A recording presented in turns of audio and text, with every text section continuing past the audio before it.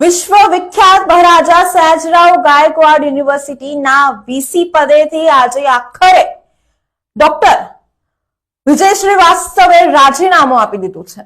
જી હા દર્શક મિત્રો, ગેરકાયદેસર અને ગેરલાયક હોવા છતાં ચુંબકની જેમ ચોંટી રહેલા ડોક્ટર વિજય શ્રીવાસ્તવે રાજીનામું આપી દીધું છે।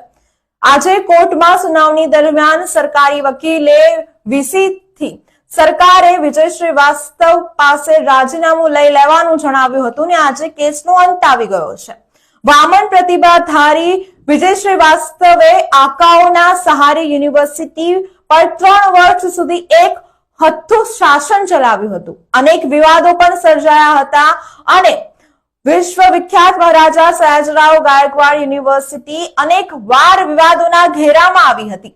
ત્યારે આજે આખરે હાઈકોર્ટથી ફટકાર પડ્યા બાદ વિજય શ્રીવાસ્તવે રાજીનામું ધરી દીધું છે અને મહારાજા સયાજીરાવ ગાયકવાડ યુનિવર્સિટીના સૌથી નબળા વીસી તરીકેનો કાર્યકાળ પણ તેમને પૂર્ણ કરી દીધો છે। ફેબ્રુઆરીમાં તેમનો કાર્યકાળ પૂર્ણ થવાનો હતો, પણ તે પહેલા જ તેમને રાજીનામું આપી દીધું છે।